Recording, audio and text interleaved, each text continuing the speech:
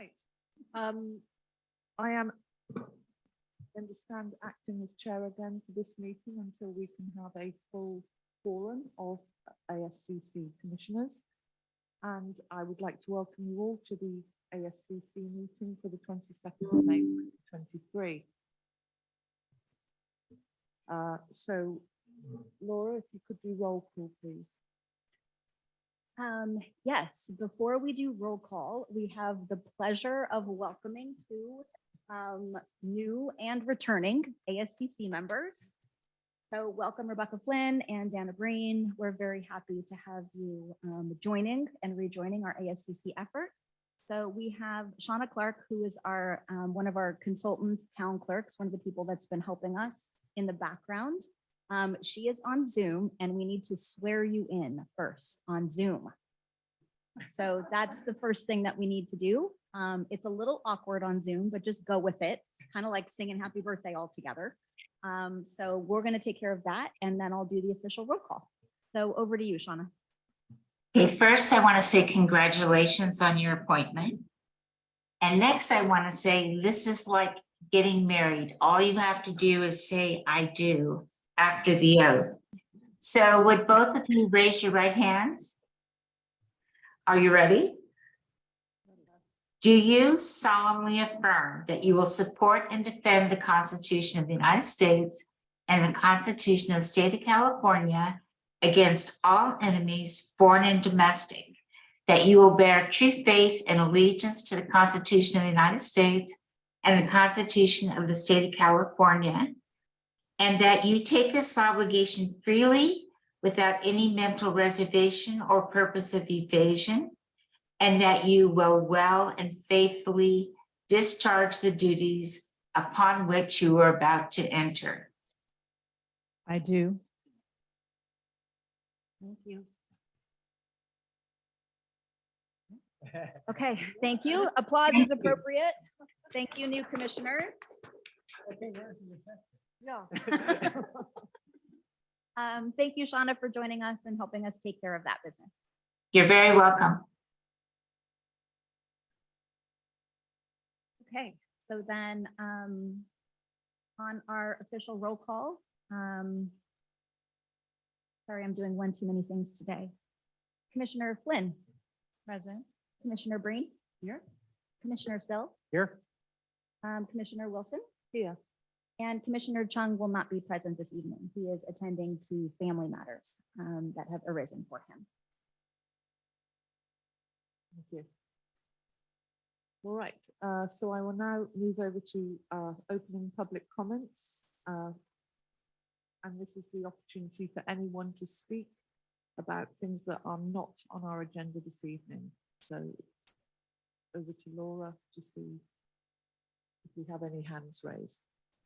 I'm looking on Zoom. We do not have any hands raised on Zoom. We have 6 attendees that are in Zoom land, and we have 8 people in the schoolhouse right now. So last call on Zoom. Anyone wish to speak on a matter not on the agenda? And I don't see any. Right, well, in that case, I will close all communications and move on to our first item of our only item of new business this evening, which is an architectural review of a new residence that would exceed 85% of the allowed floor area of the main residence, a detached ADU, a site development permit, continued non-conforming fencing and landscape improvements for 3 Hillbrook Drive, and that's the Kane and Mertz residence. I apologize for my earlier, so no, okay. And we'll hand over to Mr. Garcia for the presentation. And actually tonight you get me filling in for Jake. So let me get the presentation started. We like to put into the record that this afternoon we did have a site meeting at the site. The same commissioners were present, as well as the applicant and the homeowners, as well as our planning commission liaison and Judy Murphy from the conservation committee. And so we had an opportunity to walk around the site and the commissioners had a chance to ask questions. And so we just want to make sure everyone's aware of that happening earlier. So the application in front of you is an architectural review for a new residence. It would exceed 85% of the allowed floor area in the main building. There's also a site development permit, and there's a request to continue non-conforming fencing as well as landscape improvements. This is the vicinity map. The site is located on Alpine Road and Hillbrook Drive on the corner. The site is oriented more towards Hillbrook Drive, as there is a drainage facility that runs parallel approximately with Alpine Road and divides a section of the site off. This is the site plan that also includes the base zoning setbacks, which are a little bit hard to visualize on the site, given its kind of location there by Alpine. So the front setback is 50 feet. The applicant made a request to staff to look at a determination for what would be the front setback. And that determination has been made. And that's an established section of the code that we've utilized for this site. We found that that front setback was not detrimental or injurious to any other adjacent properties. The side and rear setbacks are 20, and then the scenic corridor setback is shown with the red line there running parallel to Alpine. In terms of the proposed floor area and impervious surface, the maximum floor area that's allowed at the site is 5,141 square feet. We're showing the existing there, the existing house that's proposed to be demolished. And the proposed is right at that maximum floor area. Most of you are aware, but repeating just because we have new and returning ASCC members. We have a rule that the floor area needs to be distributed amongst both the main building and accessory buildings. So only 85% of the floor area can be in the main building unless the applicant receives ASCC approval for a different configuration. And then in regards to the impervious surface, you can see that the site is allowed to have 7,569 and is proposing a little less than that with 5,513. There is an existing loop driveway you can see in the dark shading here, and you saw on the site this afternoon.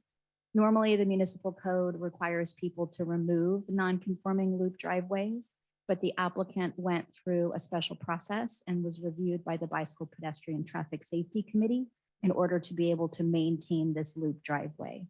So they're the decision-making body for that aspect of the driveway. And then of course, the ASCC is the decision-making body for the new house itself. We have both elevations and renderings for this project. You can see that it has a single story appearance to it. There's just a little bit of elevation change, so it steps down just a little bit across the property. There's also a loft area that's built into the roof that provides some additional storage for them. It does not count as floor area.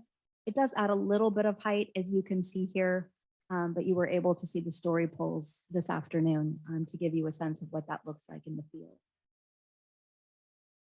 And then continuing on with the elevations, the right side and the partial west elevation, because of the way that the house is oriented on the site, the elevations are a little bit difficult to read. And I think the 3D renderings help show how the house kind of turns on its axis. And then we have the left elevation and the corresponding rendering. You can see that there's two-car garage and a kind of a carport area. And then on the far right is kind of a storage area that's been described as a shed in the plans, but to us, it makes more sense to just describe it as a storage area that's adjacent there. So just different terminology, but not a living space. Here are rear elevations. You can see that there's a large porch that wraps around that main living area. And you can see off to the side, the ADU building, and then the porch off of that kind of bedroom wing of the building. Colors and materials are all in compliance with the town's requirements. Sorry, there's a little note there at the bottom. Must be from an old presentation. We're looking at a standing seam metal roofing. The paint, there's two different colors here. Let me move my Zoom box so you can see better. So there's hardy plank siding is a common material now we're seeing because of the WUI requirements. As you know, the trim has an LRV of 45, which complies. And then the main siding is also hardy plank with the LRV of 18. In terms of proposed landscaping and site improvements, this is an outline. I know you've all taken some time with the plans. As I mentioned, the driveway approach is proposed to remain. There are 2 guest parking spaces and then site paths that go to a few places around the site. There's covered and uncovered patio areas, decorative boulders, and the lawn area is being reduced from 2 lawn areas down to 1. And there is minimal interior fencing central to the site. In terms of fences, while we were out there, I took a couple pictures to make sure we were all talking about the same ones. So kind of putting all of these pieces together with the plans and what we saw in the field today. There's a conforming existing fence that's in this darker kind of yellow color, which goes across over here, around across in the back, and this section here. And then there's a few small sections of proposed fence to kind of make that connection. And then I understand that this is the vegetable garden. So fencing around the vegetable garden. Then there's non-conforming existing split rail fence. And this one I have a picture of. We didn't see it too closely when we were out on the site, but I'll show you in the next slide. There's an existing fence here. And staff's recommendation is for the ASCC to consider where that should remain. We see, good, reasonable argument for that fence to remain at this location. It's right at the edge of this drainage and ephemeral creek area. And so it would likely do more damage than good to start to go remove that fence. So we have included findings of approval for you. If you'd like to approve that fence, it is within your authority. And then it wraps around a little section here, and I'll show you that picture in a moment. And then across the front, there's a non-conforming existing wire fence. And when I was out in the field, I actually saw that it stops. It's not continuous. There's a break in that fence. I would estimate right down in this area right here. So then looking at the pictures that are associated with that, this upper fence right here is taken kind of from this angle. So what you can see is the closest boards right here, and then in the foreground, and then in the background, you're seeing this fence is this one back here. And so while this doesn't strictly comply with the scenic corridor setback, it does seem reasonable to staff for that one to remain. And then the second picture is the example of that fence that runs along the across the front here, and that's shown in yellow. And it's a wire fence, and it appears sections of it across the top have like a really old barbed wire across it. And there's some of these posts. Some sections of this are mostly knocked down. Some sections stand up more. And it appears, like I said, to have an opening in it that's right about in this section right here. So this is a non-conforming fence, this one. And so this would be up to the ASCC to give direction on what should happen with this fence, with the project. In terms of tree removal, there are no significant trees proposed for removal. There's 8 non-significant trees. So those are just shown here. And then there was some discussion related to the pine trees that are located on site that are not in the best of condition, and in some locations where they're not necessarily safe moving forward from a fire safety point of view. I did confirm with the Public Works Director since our site meeting this afternoon. And those pine trees that are located within the public right-of-way are considered to be planted by previous owners. And so they are considered the responsibility of today's property owner.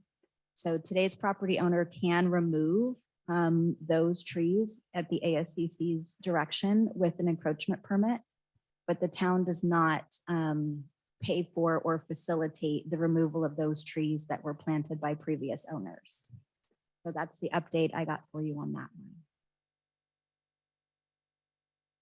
In terms of the proposed planting plan, we heard from the applicant this afternoon, their intention to remain a lot with the natural landscape and focus their planting close to the house. The Conservation Committee provided comments. I understand that they integrated a number of those comments, the ones that were delivered written, as well as the ones that were delivered in the field. Judy is here from the Conservation Committee, so we would look to get any other additional comments from her when we get to that point in the meeting. In terms of water use, they're reducing from 2 lawns down to 1, and their percentage of their mawa that's used is 75.7%. So kind of right in that range of what the ASCC has commonly liked to see, but definitely compliant with the ordinance. In terms of the site development permit and grading, there's pretty minimal grading associated with this. The amount that is subject to a site development permit is 445 cubic yards. It's mostly related to the site work cut at 320 cubic yards, and then just a little bit of site work fill. So not really high numbers here.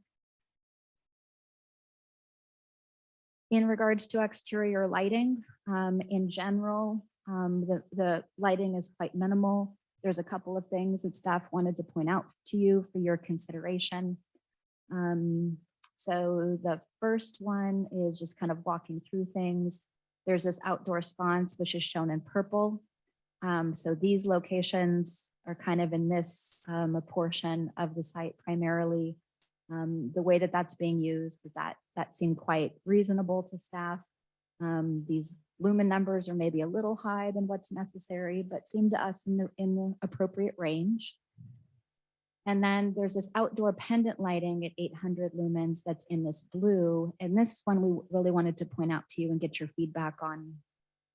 This is that kind of entrancing area with the carport that goes through.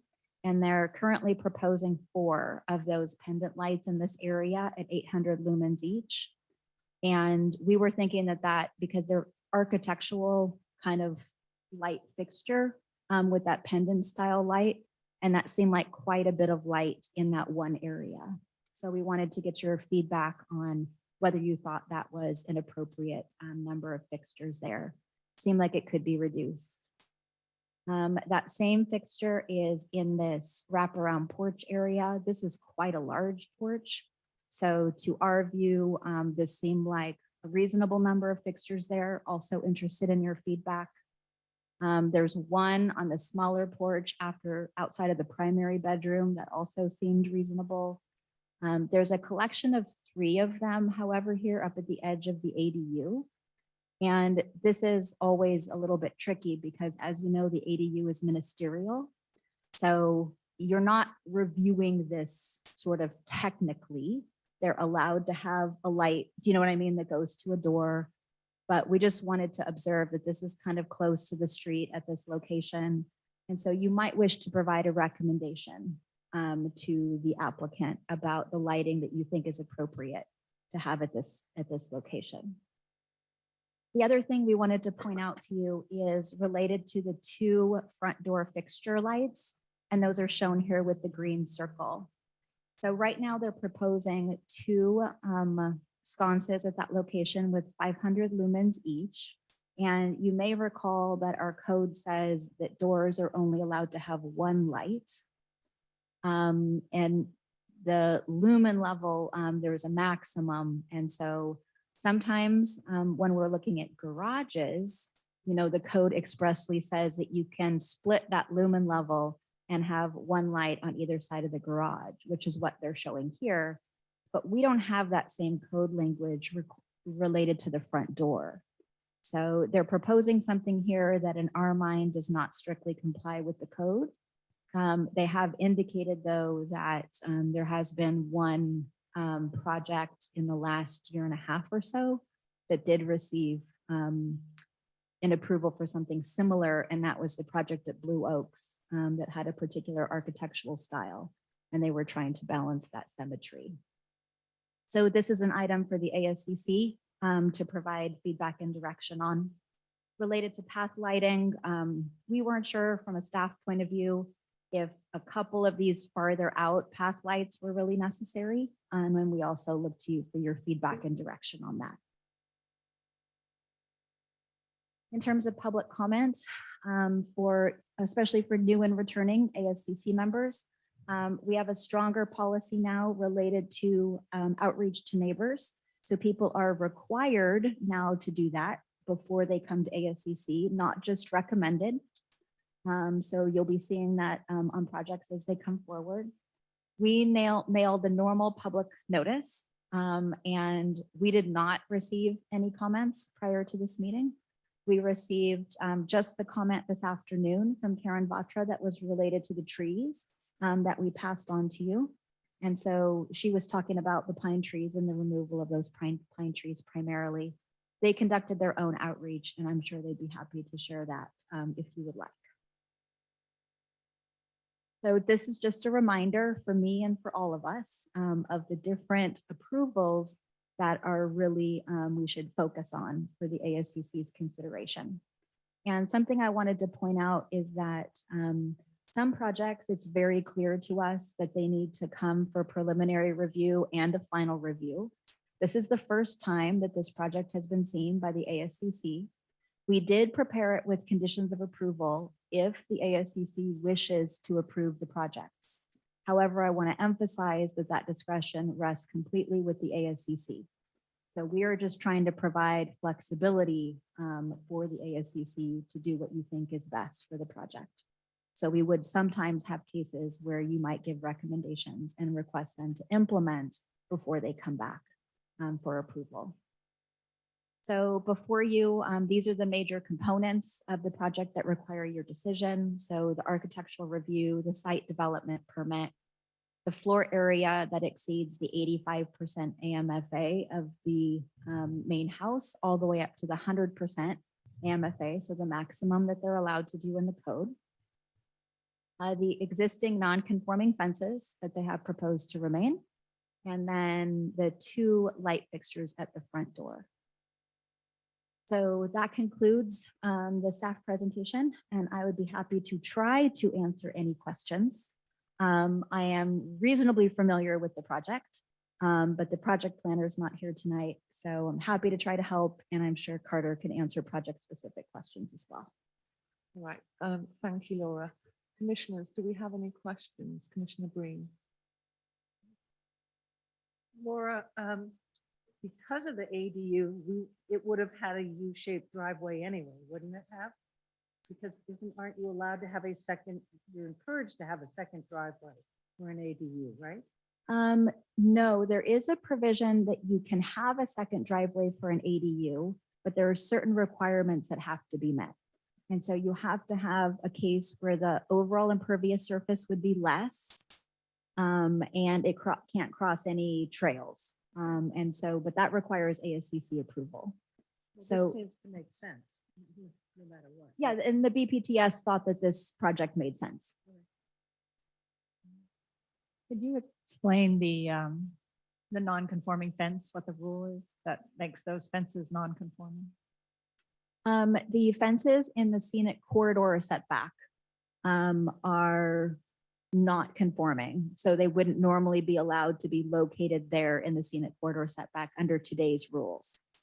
So that would require to not be located there. And the wooden one that's on the Hillbrook? The wooden one on Hillbrook.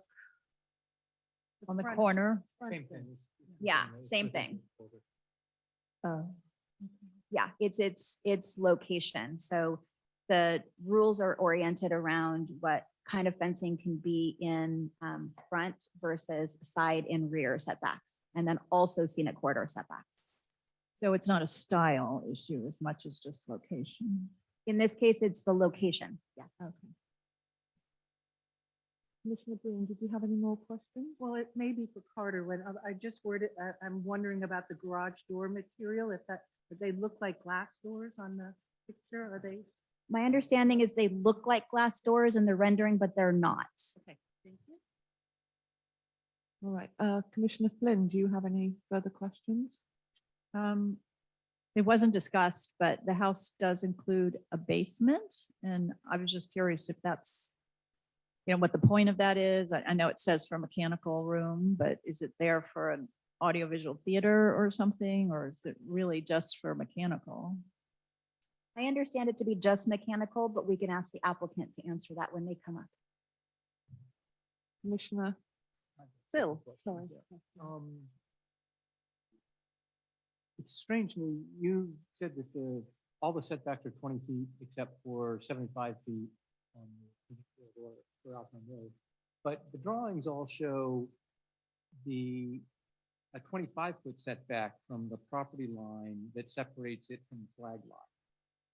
Is there something special where there's a 25-foot setback, or is that just a typo? Okay. Yeah, It there's- actually looks like it limited how you built the house, but okay, that's what I would have expected. On the other plans, it shows 20. Okay, then the second question I had, was on the non-conforming fence. Already heard about that. Third one is, so we have a lawn that's 1,300 square feet. My understanding of our green building ordinance is if you have a lawn that big, you either have to have a gray water system to water it, or you have to have a water catchment system to provide that water. Does this property have that? Because we can't approve that lawn without those things, is my understanding. Yes.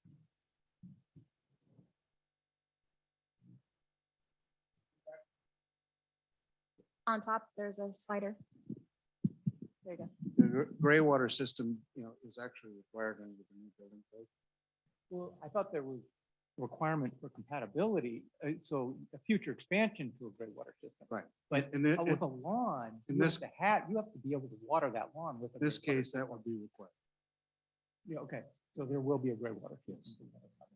Yes, okay. That's it for now. All right, I don't have any further questions. So with that, we'd like to invite the applicants up to the podium and look forward to your presentation. Hi, my name is Dale. My wife and myself and our 3 kids, one of them is doing outdoor ed at Corte Madera right now. We've been residents at 3 Hillbrook for about 12 years now. Absolutely love Portola Valley. I'm an AYSO Portola Valley soccer coach. Both my wife and I are den leaders for PAC 163 Cub Scouts. And I've been a homeroom parent, and I'm part of the team that is keeping the 30-year tradition of the Portola Valley Men's Club annual barbecue event alive. So the torch has been passed, and I will use this as a quick opportunity to plug June 15th, Thursday, 6 o'clock, Alpine Hills Roadhouse. Please be there. As far as kind of my background, just to give you some idea of kind of where I'm coming from, I spent 10 years in outdoor lighting business development with Philips Lumileds. So I have co-presented with the Dark Sky Association, with trying to reduce lumen levels outside. I know Laura had mentioned that, we do have some lights on the outside. It is our intention to run these on commercial grade 0 to 10 volt dimmers and to keep these dimmed at a substantial reduction from their rated lumen levels. The quantity of fixtures is more for a design aesthetic standpoint, rather than really needing that to blast that many lumen levels. Unfortunately, you can't go into a lighting store and ask them to custom make you a lighting fixture that is 30% dimmer than what they offer on the spec sheet. So we're very excited to rebuild our house. The storage shed that Laura mentioned, that will be a Pinewood Derby workshop for the Bear Scouts next year, as well as our storage area for bikes and whatnot. So please feel free to ask any questions whatsoever. The fences that are on the property are not intended to keep people out and be material fences. They're really there more for kind of a safety standpoint, so kids aren't falling in the drainage culvert. especially with the rocks and debris that, happen to wash up, there from time to time. So really welcome any questions, and I will turn it over to Carter. Hi, thank you all for coming to the site meetings. It's really great to have site meetings again. It's a great tradition, with the town. And thank you for participating and visiting on the site. The staff report goes through, and does a really good job of outlining, the things that, you're going to need to review. I think you'll find, that the design was intentionally produced, to be as fitting as it could be, on the site.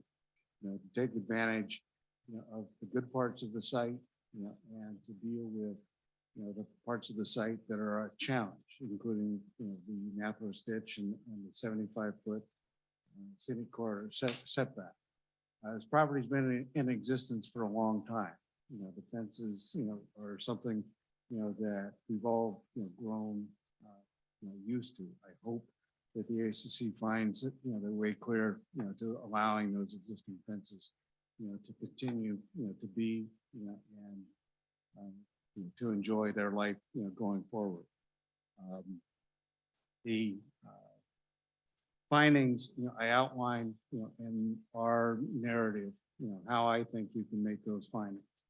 It appears that the staff report, agrees with those. The house has been broken down, so that it doesn't end up being, really any bigger than, in appearance, than what's there. In actuality, it's shorter, and presents itself, with a smaller massing, and from that standpoint, is a superior design. Look forward to your questions. The design has really been intended to, comply with, all of the design guidelines and all of those things that, the town has been caring about, for longer than I've been in town. Right. Thank you, Mr. Kane and Mr. Moore. Commissioner Breen, do you have any questions of the applicant? Not anymore. All right. Commissioner Sill, No question. Commissioner Flynn. Again, I wanted to ask about the basement. The basement, is a very small basement, with its access directly from the mudroom, and it's really intended to be, about mechanical, electrical, and plumbing equipment, and maybe some storage.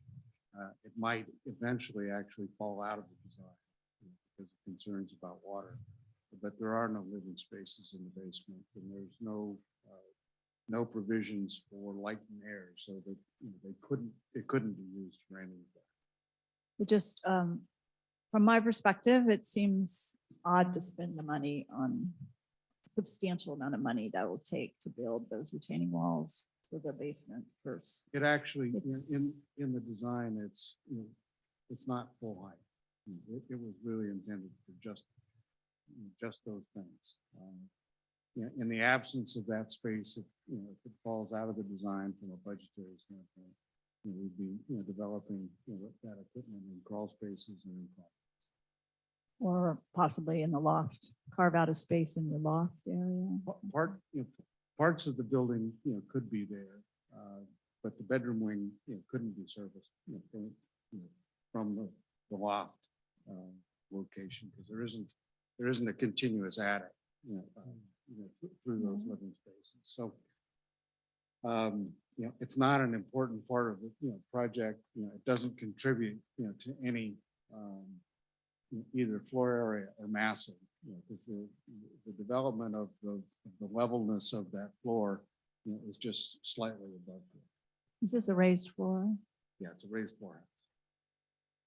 My understanding, if I can just chime in, my understanding of that area was where the heat pump would go, and it would be running through micro split furnaces and air conditioners throughout the house, and that made the most logical sense from an HVAC perspective. If there's a cheaper way of doing it, I'm ready to check. I will cancel the basement, but that was the best understanding, is the equipment would go there better than the just purely HVAC mechanical design. But again, if there's a better way of doing it, or a cheaper way, I'm definitely happy to change it. Well, just where you have a high water table, I mean, that's what would give me concern just for you guys. All my Willowbrook neighbors underneath me, their basements flooded. I mean, they were pumping for weeks to get the water out of there. So I hope you're gonna be okay. Yeah, we do have a crawl space right now, and we have a sub pump in the crawl space, and that does kick on, especially in the wet season. So, Yeah. that was, something Carter and I talked about. I said, hey, I'm not gonna put anything precious down there, and I'm concerned how watertight can we make, a basement. So, that will be a decision point with whatever contractor, if there's a superior way of going about the HVAC rather than putting mechanical equipment in a basement. I felt badly because my property dumped right into this guy's new construction the whole winter. It just, it's horrible.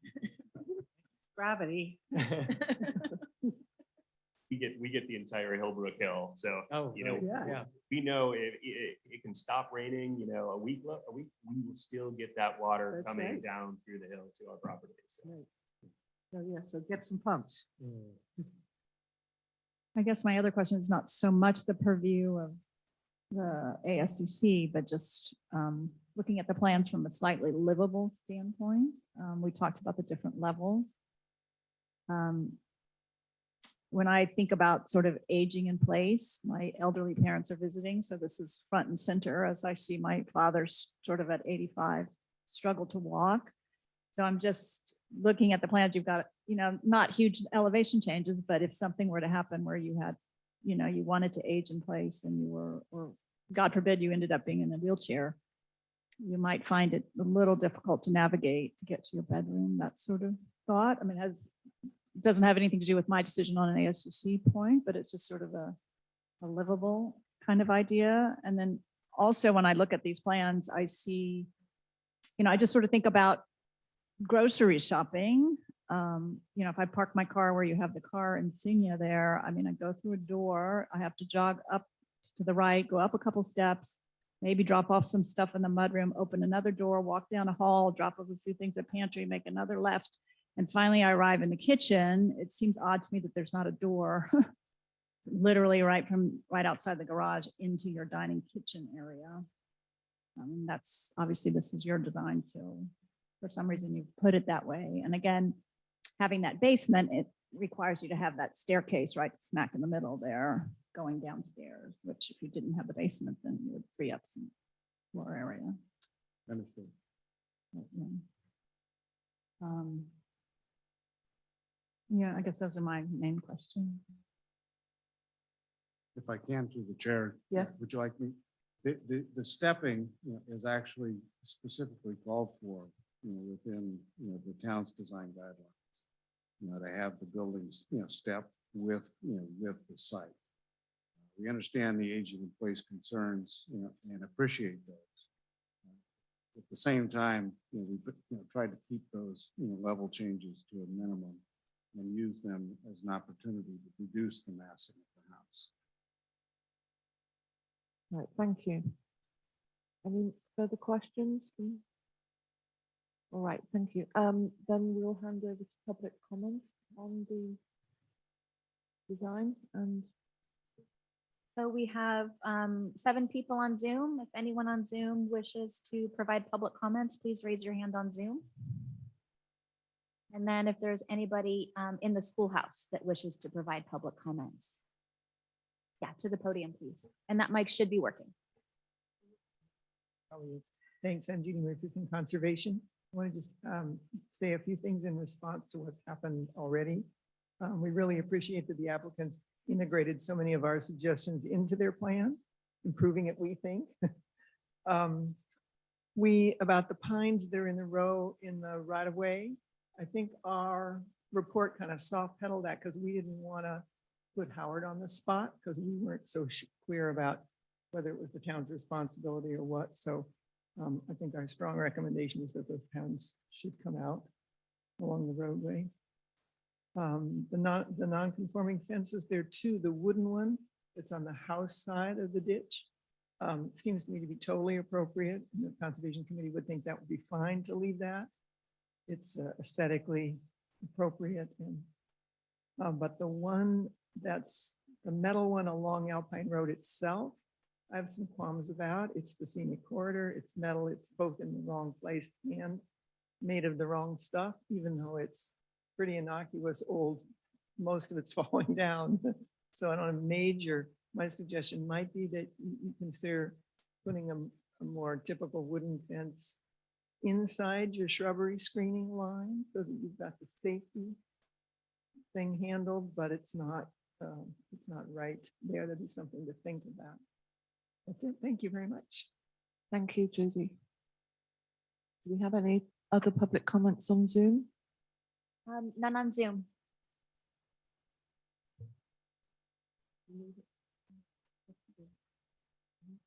Last call, public comments on Zoom? None. All right, in that case, I will close public comment and bring it back to the commission for discussion. Right, Commissioner Sill, would you like to start us off? Sure. All right. I think that this is quite a good proposal.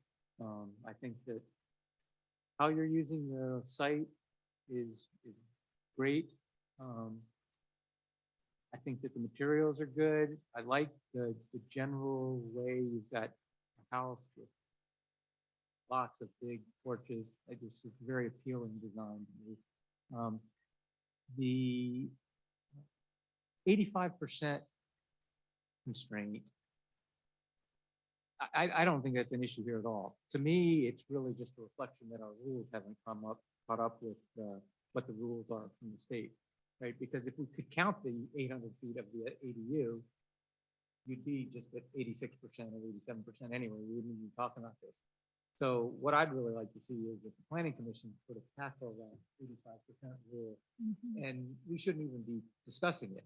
To me, this isn't an issue on this.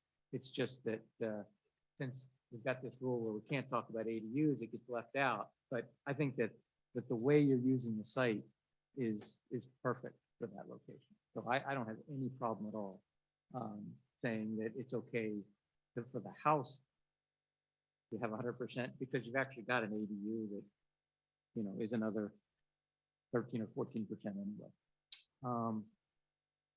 Let's see. On the fences, I line up very much with what Judy just said. I think that the wood fence on the house side of the drainage ditch is fine.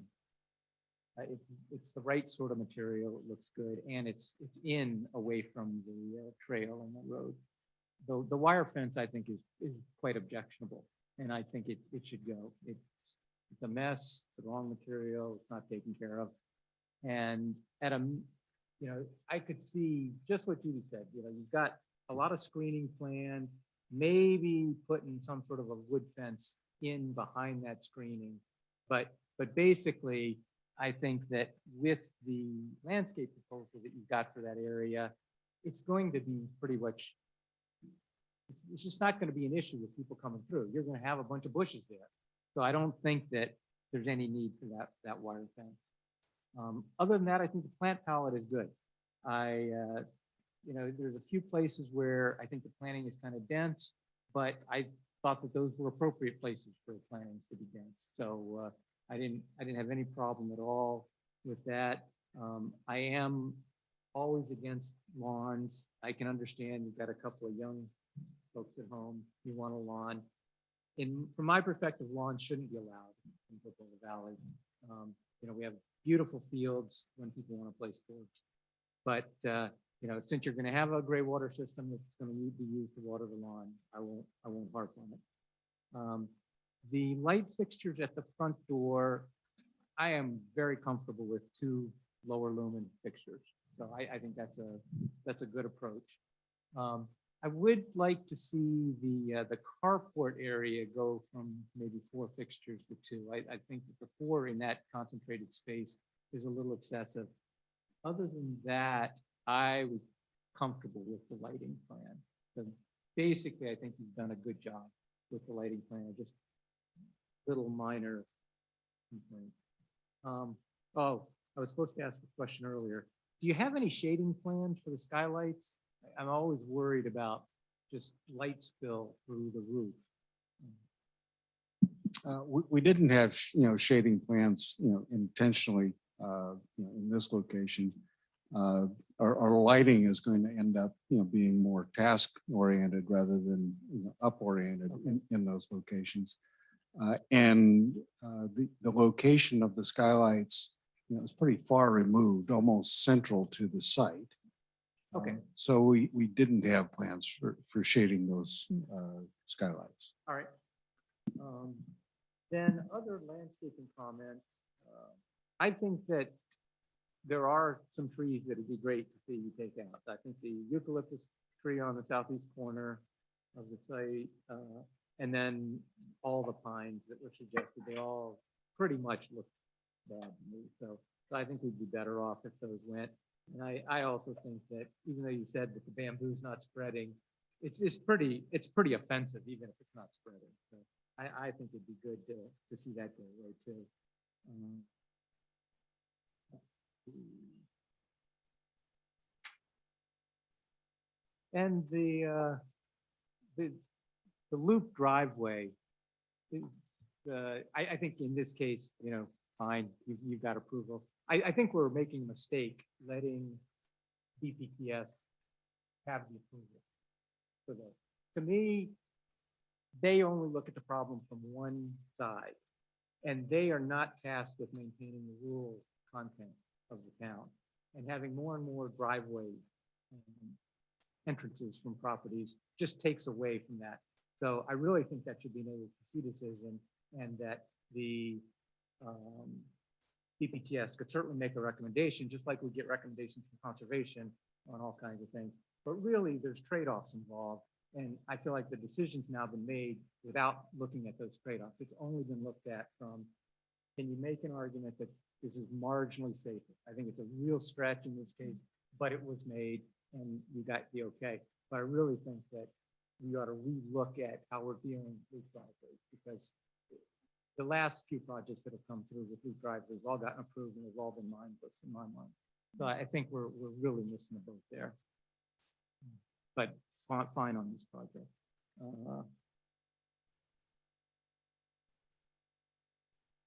That's it. Like I said, I really think it's an outstanding design for the site, though. Thank you. Just a clarification point, Laura. The BPTS approval doesn't necessarily mean that we have to approve, does it? I think if we objected, we could. No, I thought we don't have a say in it.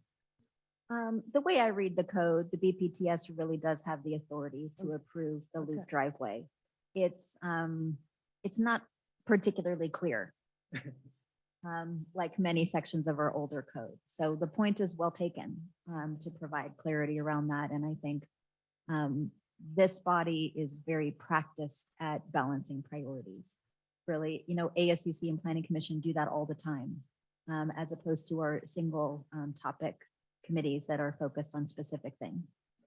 So I think the recommendation is certainly well received by staff, and I would absolutely agree that that should be taken up and that section clarified.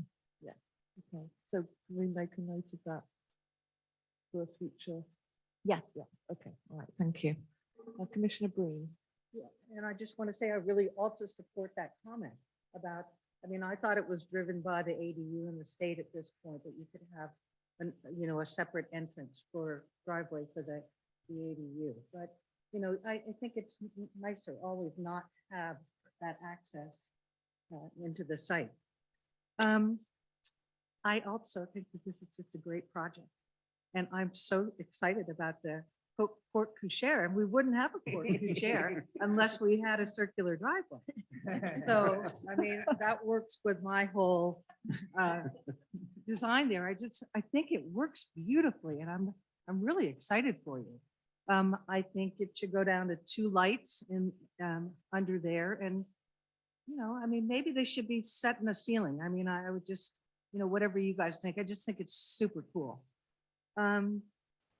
I can easily make the 85% findings. And just like we talked today, I think the reason why we have the 85% findings is about massing of properties.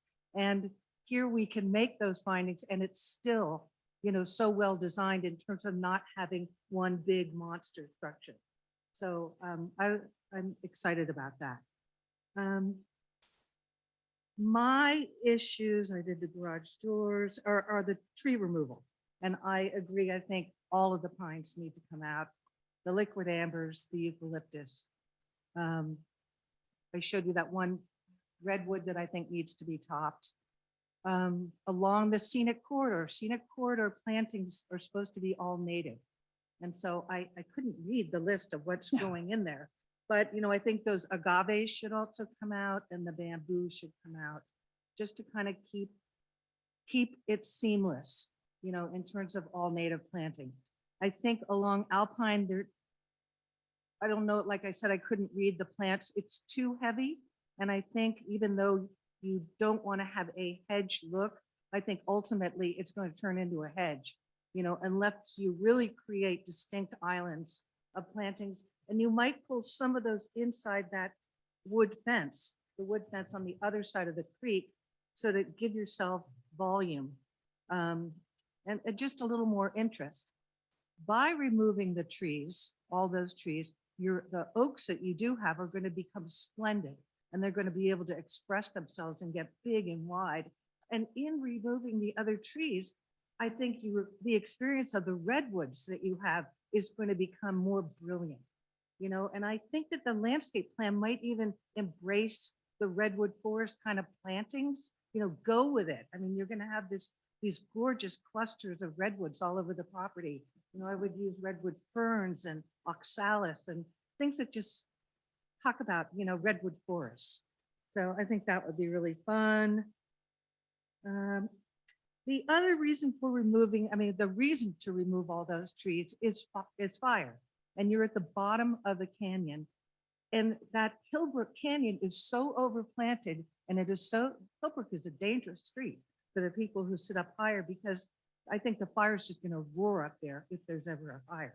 So, you guys are kind of the starting point, and, you got to keep everybody safe. And, just like 4 doors up beyond you, it's so overplanted that it's scary. And all the pines at the top of the street are near death. So, this is just a way of putting the whole street together, starting with you guys. So I think, unfortunately, it's your responsibility. Agave, I did that. The front door, I also agree. I think that flanking the front door with lights is a design feature.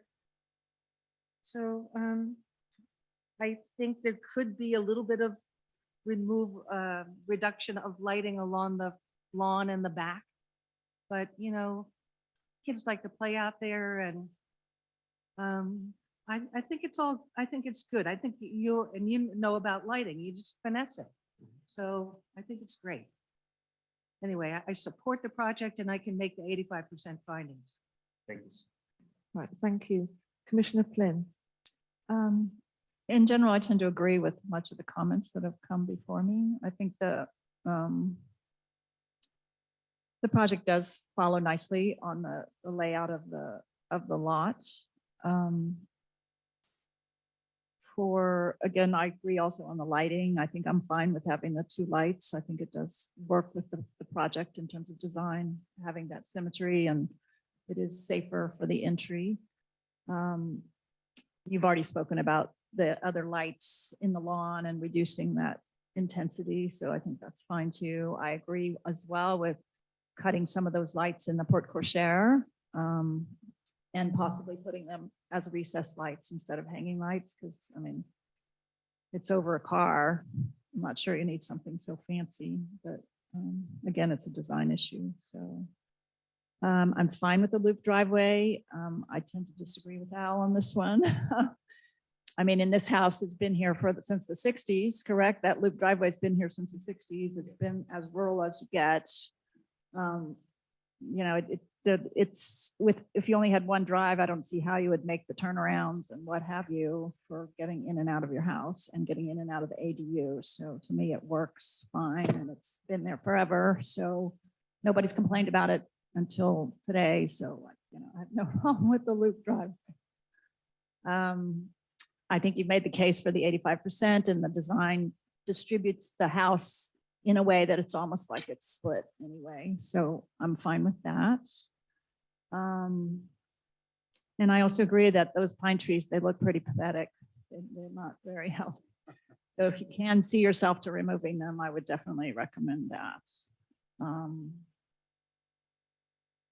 Wise, I do think you'll need to look into this, the whole gray water thing for watering lawns, because it's not an obvious or easy thing to do.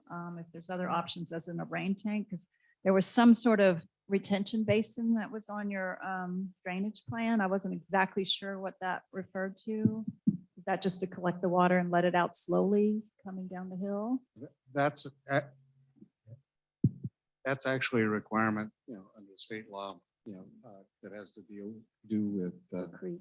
no, it's actually with, detain, slowing down and the metered release, of water so that the property isn't, gushing water. Well, I would actually recommend that you turn that into a rain tank and have, and then you could have the overflow then go out slowly, but then you could use that water that's saved up for the lawn. It's harder than you think because the volume necessary for the lawn, is in different periods of the year.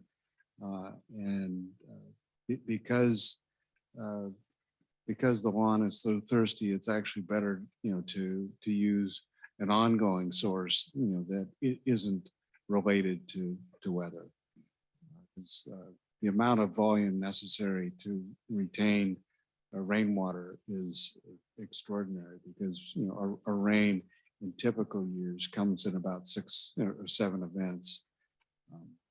So, the math is really hard to make rainwater catchment work. It's a very big tank, as compared to areas that, receive, periodic rain, multiple times, during all of the seasons. So it's, it's a part of, being in a semi-arid desert. Mhm. But I think you'll find that even with a gray water system with a family of 5, until you get maybe teenagers that are taking half-hour showers, I don't know what the rules are in terms of how much of the water has to be supplied via gray water, but I think all of the lawn has to be watered with gray water, Yeah, or everything above 500 square feet, or some, we have to go back and look at the ordinance, but there's some amount where you're not supposed to be watering more than 500 square feet with. fresh drinking water, drinking water.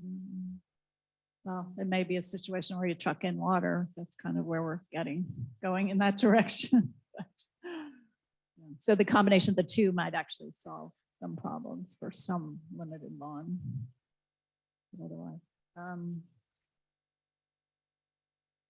I think that was most of my notes. On the wire fence. Oh, the wire fence, right. I forgot to talk about that. So I'm fine with the fencing that's internal. I drove by the wire fence on my way out and it was falling down and kind of looked a mess. So I like Judy's idea of putting it on the inside of your screening plants. I actually, it's sort of the image in Portola Valley to have this sort of wood plank fence, kind of discreet split rail sort of thing. But I actually think that a nice metal fence with black metal poles with 4x4 wire, it completely disappears in the landscape. So I would be fine with that type of a fence as well.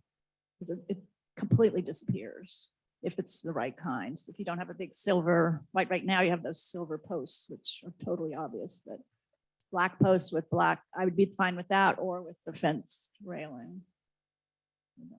Yeah, those are my comments. Right. Can I just jump in here a second? It may feel onerous to take all of these trees out, but I'm telling you, you're gonna love it. When they come out and you see this, your areas of redwood forest and those 2 beautiful oaks over time, I mean, you're just gonna love it. So I'm excited for you. If I could respond through the chair. We'd be happy to take down the trees that were planted by somebody else or, propagated on their own. But we'd like to be able to keep keep a fence, along the Alpine Road, corridor. And doing that, either as Rebecca's, has suggested, or as a three-rail horse fence, would be something we would like to, discuss and complete tonight as well. Because there has been, a fence there, since probably before, this property, was originally built, in 1967, because that web defense that's there probably hasn't been produced, since, the 30s or 40s.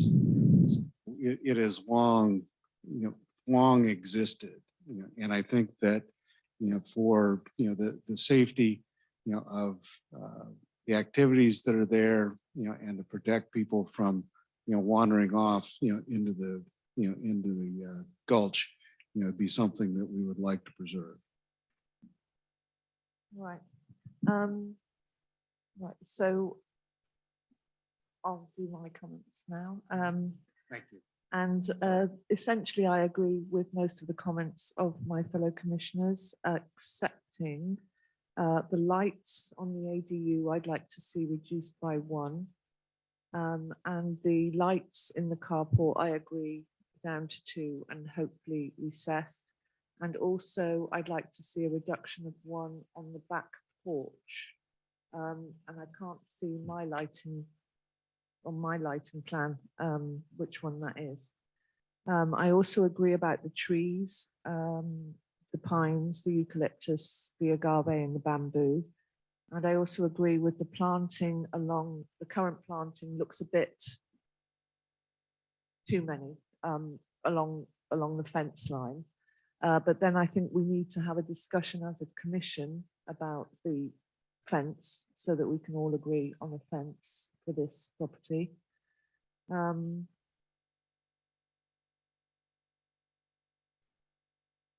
Right, so I think that's where we're at, the fence. Oh, I'm happy with the 85% along with everyone else. So, If this were my house and I had that ephemeral creek out there, I would want to thin up that wooden fencing that you have on the inside so you can visually experience that part of your property. So I just think I would love to see that, and I don't think you get a feeling for that piece of the land.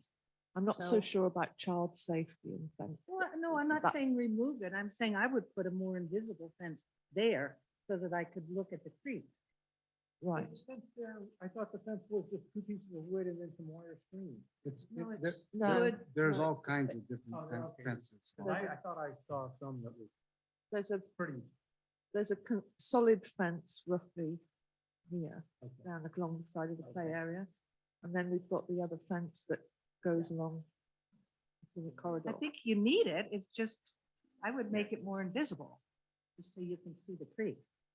And I think that That's there the should. one on the Yeah, house that side of the creek. wood, We there need were to- lots of We need to decide We need what's to decide on the- acceptable on the. Alpine. on the outside, corridor. yeah.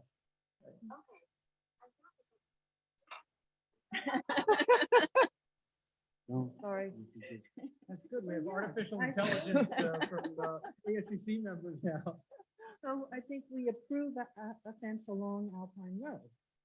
But which type of fence and in what Yeah, the only thing I situation? would be comfortable with at all is, that's what we're- That looks like, I mean, the whole point of fencing in town is supposed to look like horse fencing, right?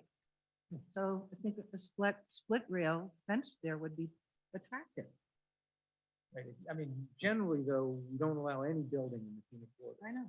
Right? And so now we're saying it's okay to build a fence there, which is not. But, in this case, I think you can make a pretty good argument, keep people from wandering in there. Because it's not a dry creek. And, if I were walking along there in winter, I would want to go down there and take my tube. Play in the whitewater.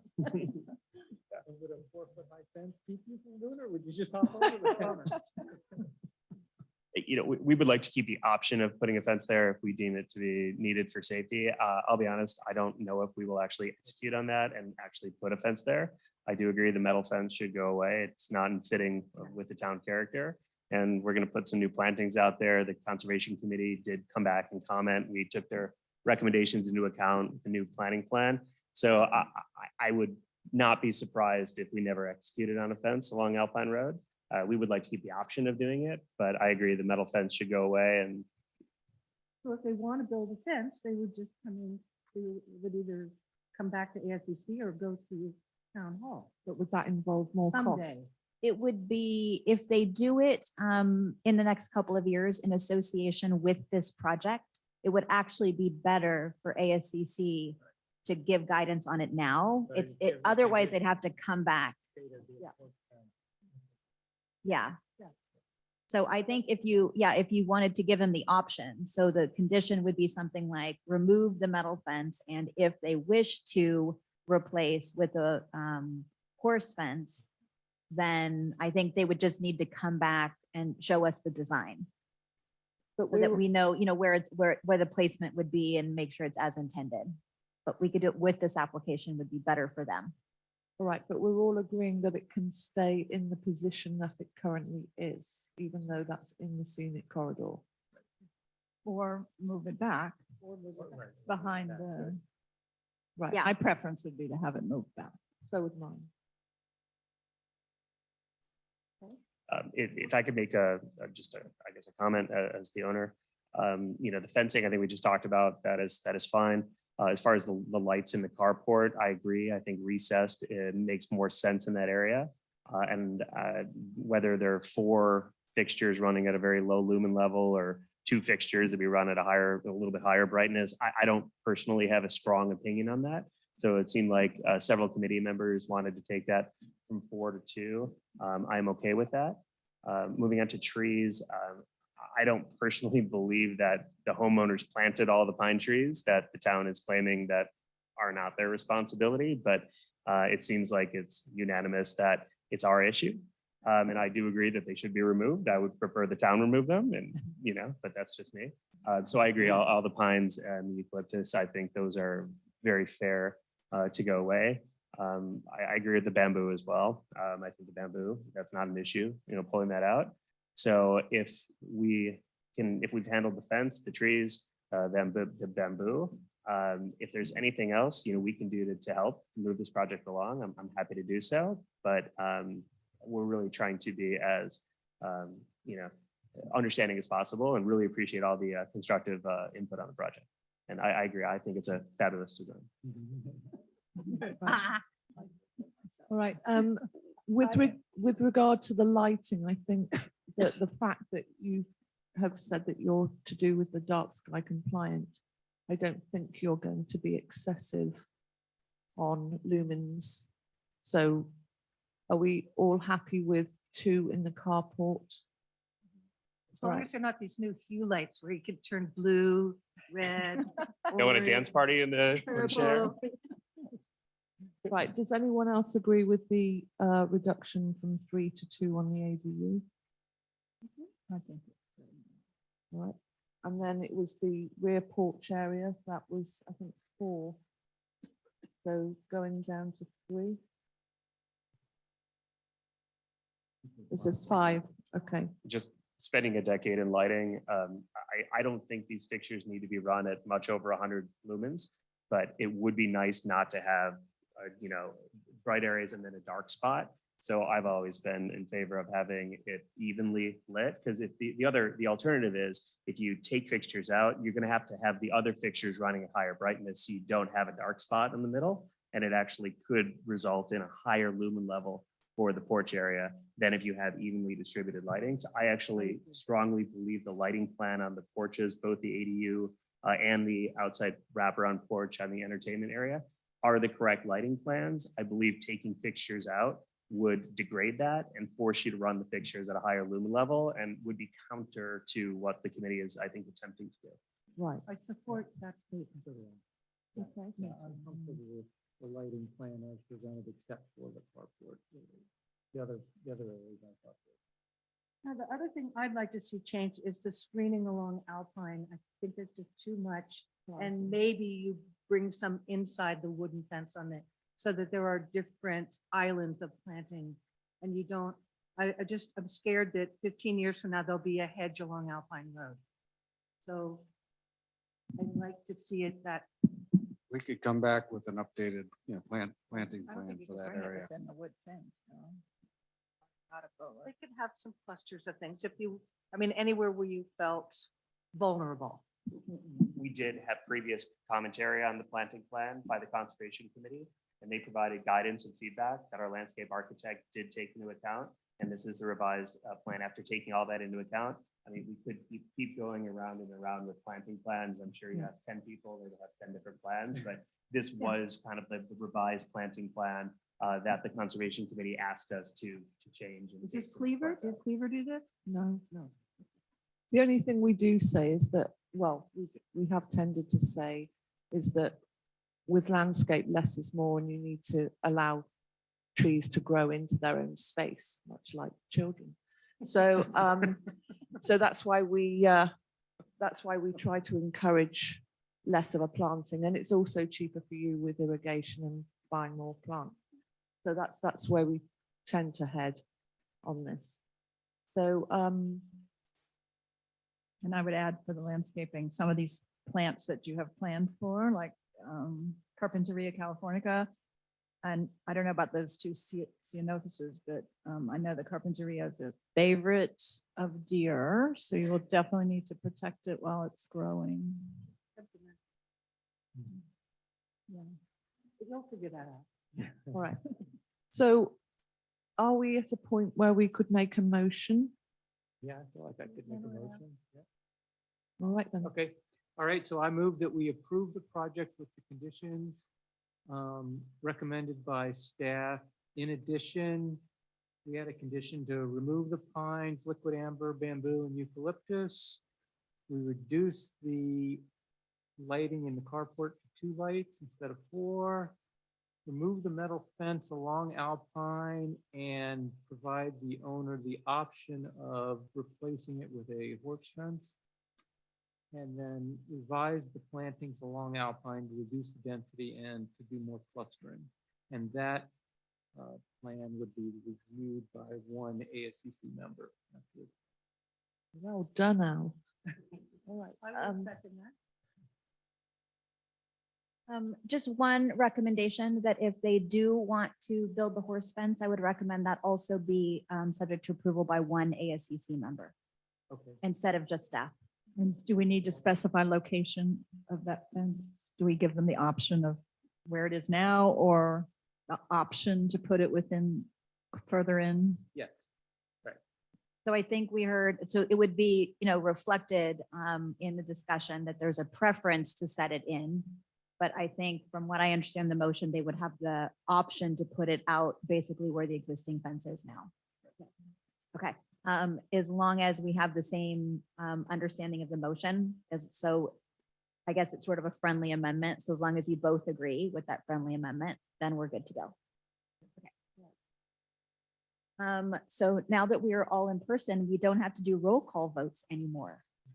So we can do old fashioned all in favor. All right, all in favor? Aye. No opposed?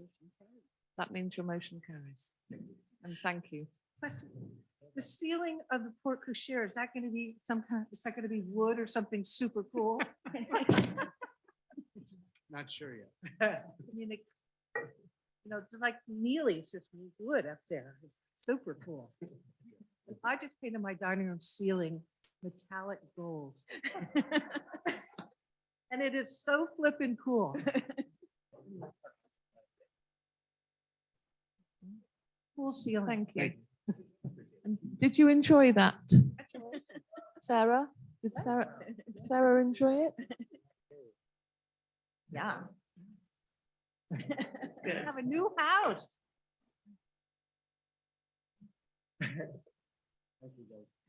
All right, thank you. Right, so the next item on our agenda is the Commission Staff Committee reports and recommendations. So, does anyone have any commission reports? Oh, okay.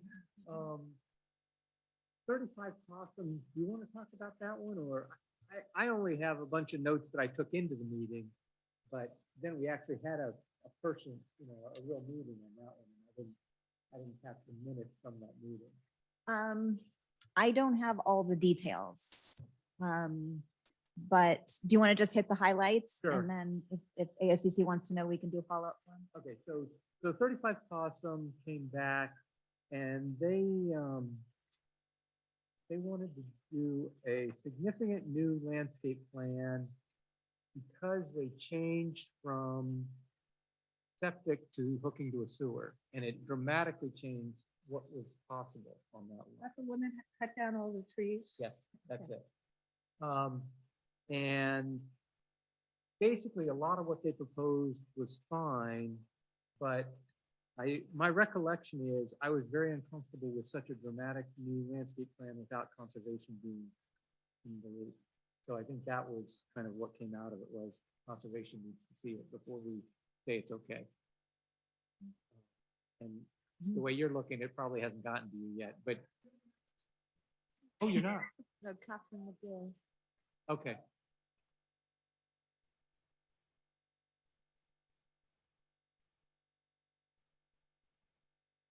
Right. I'm happy to look at it if you want to. And isn't Oh, it great. Catherine McGill is the chair?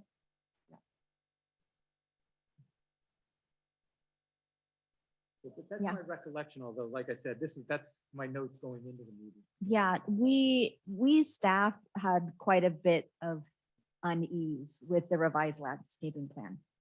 There was a lot of elements of it felt linear and too many of the That's same right. Oh, planting. That's right, there was definitely some. So what?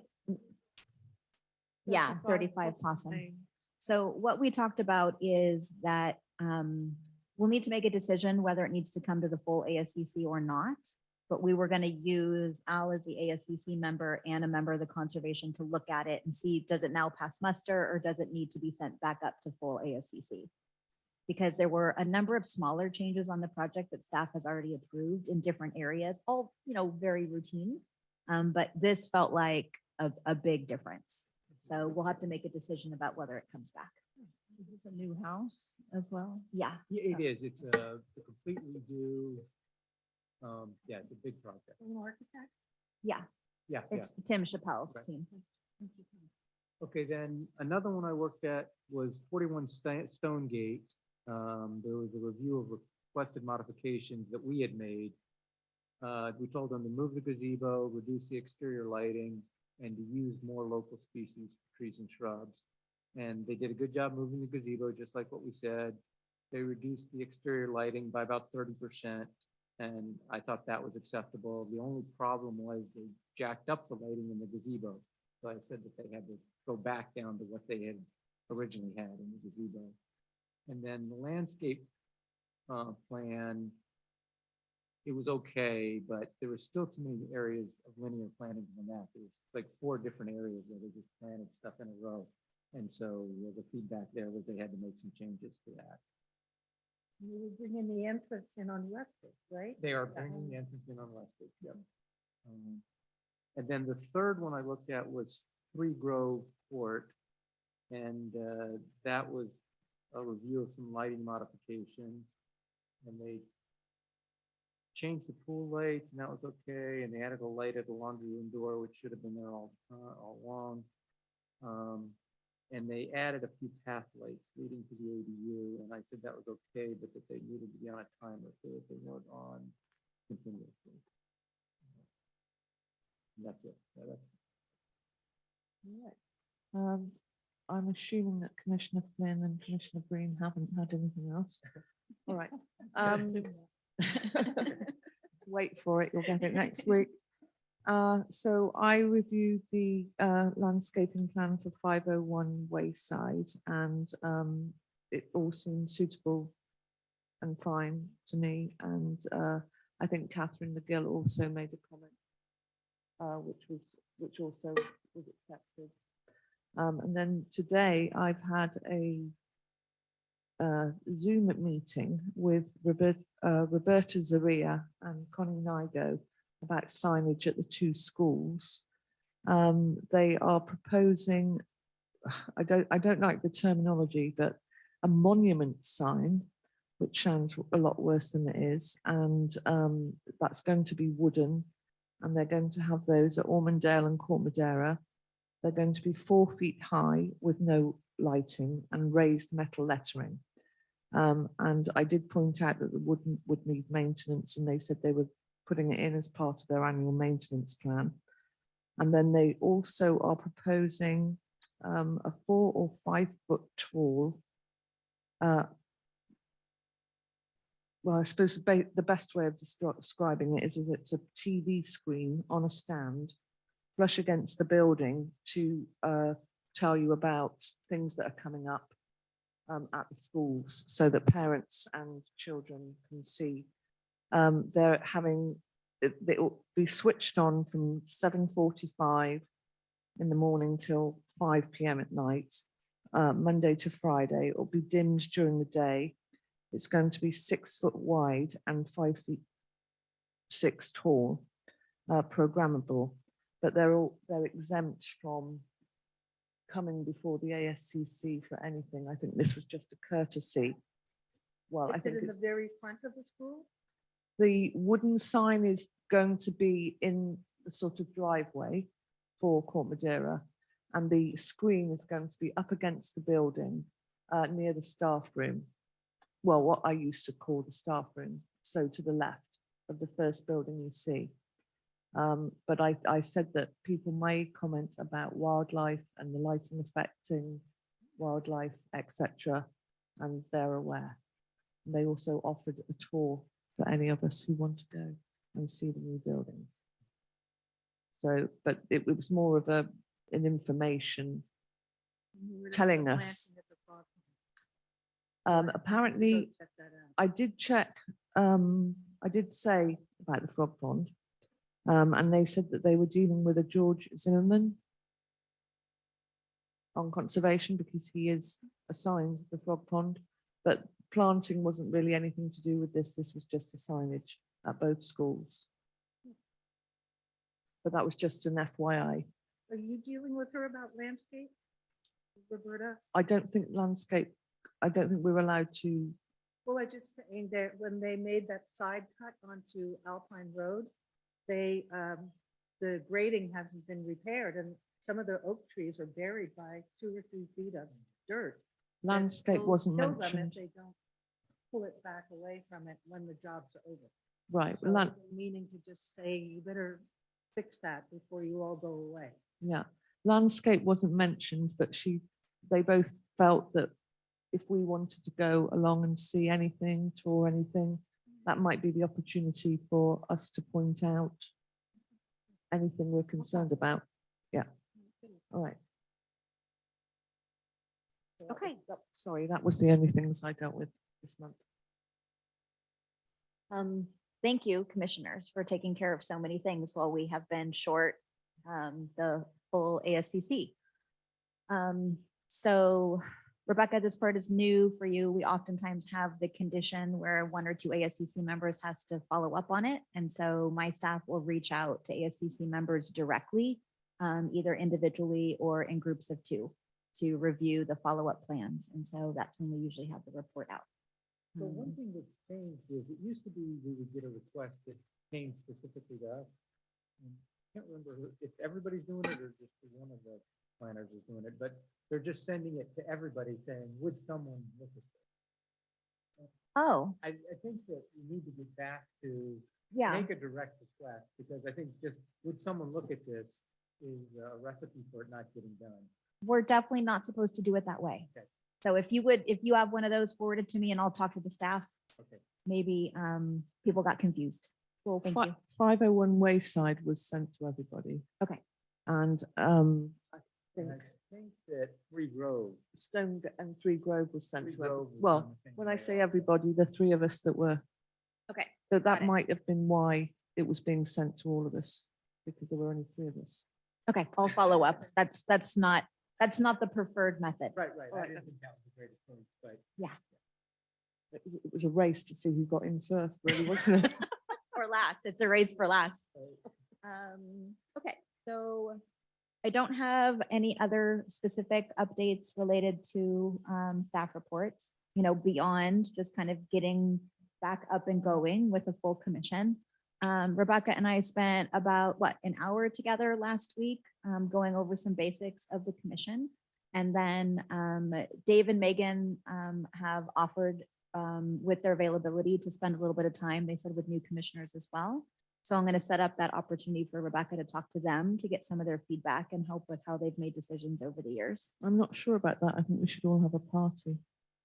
The Brown Act doesn't love a party. Sorry. The old commissioners. But we Okay. could have some sort of reception associated with the Brown Act meeting. We could do that. So maybe Rebecca and I can figure out a way to get her a little extra feedback from those longstanding commissioners. And I'm not opposed to adding a fun element lately. We all need a little fun into our daily town Party with Dave business. all the time. Agreed. Okay, everybody knows that a housing element was approved. And then the work is going to resume on the zoning code amendments shortly. So if you're interested in that, you can tune into the planning commission meetings. We don't have a schedule yet, but you're going to start to see those zoning code amendments pop back into the planning commission agenda. I've got a couple of things, as you can imagine, pretty long list of things that I'm catching up on. And so there's some small projects and some miscellaneous things that I might be reaching out for you on to get your review. So those items may be forthcoming. Thank you. Right, so now, we can't approve the minutes because we only have two of us. Wait, through the chair, we have to make sure there's no public comments on the reports. Are there any public comments on the commission and staff reports in the audience? Or we have one on Zoom, phone number ending in 7562. I think that's Caroline. Please go ahead.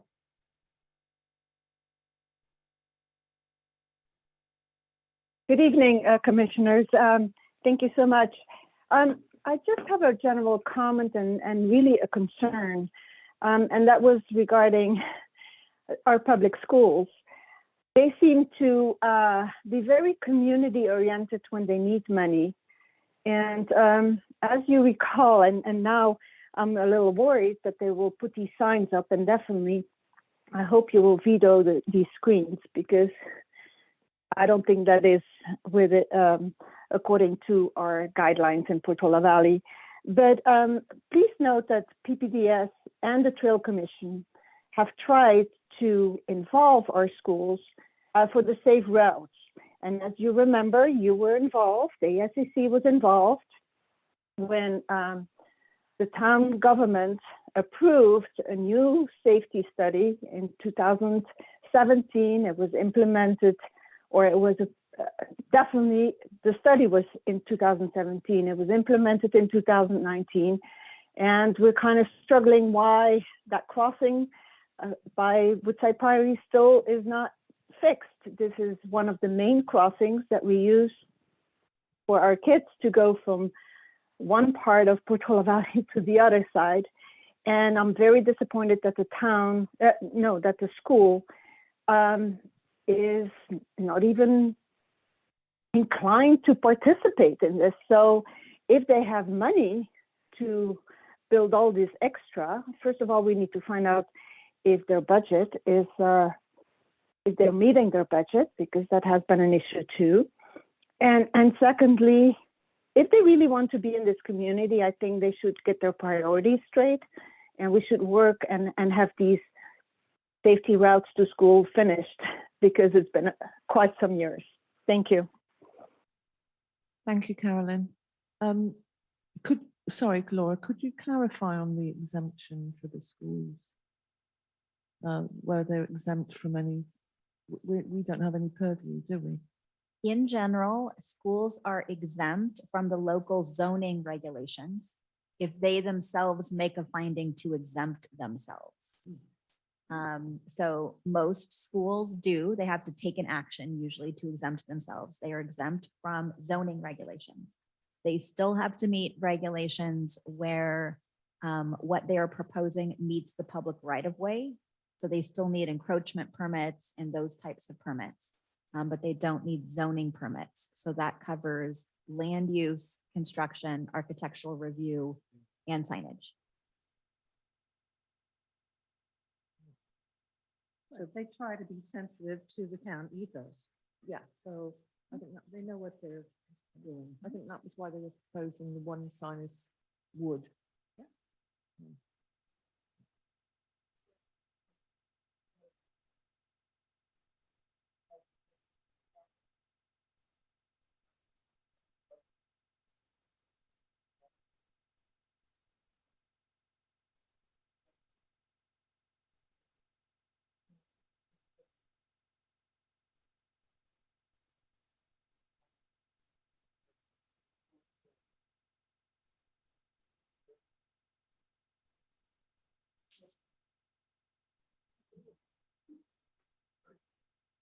Okay, that's good to hear.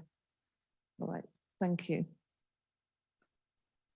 Right, are there any further public comments? No other hands are up. All right, in that case, I'll close public comment and move on to approval of the minutes for March the 27th and April the 10th. But I'm not sure, have we got enough? So legally, as new members, you were not present at the meeting, but you are allowed to vote. But it has been the tradition of most ASCC and planning commissioners that if they were not present at the meeting, then they don't vote. So it is at your discretion. So it's appropriate for you to vote if you wish, or we can defer the minutes till the next meeting.